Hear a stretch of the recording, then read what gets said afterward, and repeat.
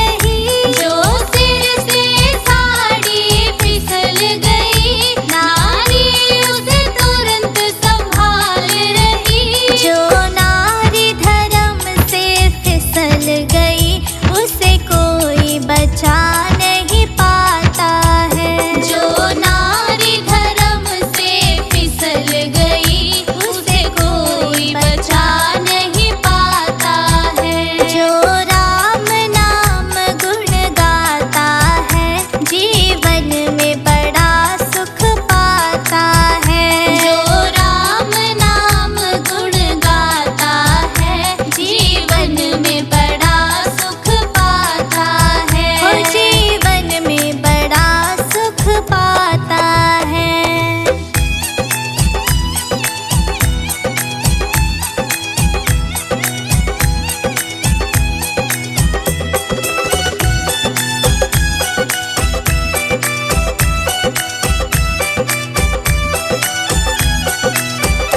बेटा जो माँ से रूठ गया, माता उसे तुरंत मनाती है। बेटा जो माँ से रूठ गया, माता उसे तुरंत मनाती है।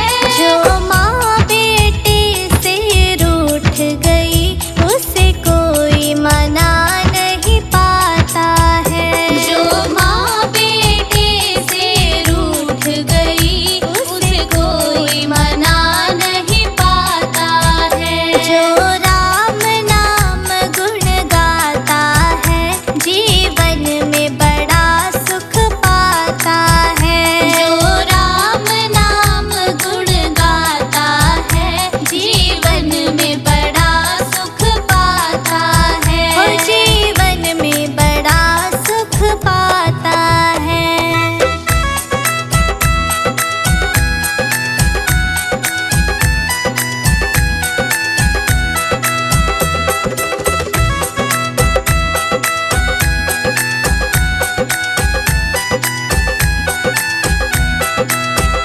माली ने बाग लगाया है, डाली पर फूल खिलाया है। माली ने बाग लगाया है, डाली पर फूल खिलाया है। जो पेड़ से डाली टूट गई, उसे कोई लगा नहीं पाता है। जो पेड़ से डाली टूट गई, उसे कोई लगा नहीं पाता है। जो राम नाम गुण गाता है, जीवन में बड़ा सुख पाता है। जो राम नाम गुण गाता है, जीवन में बड़ा सुख पाता है। हो जीवन में बड़ा सुख पाता है।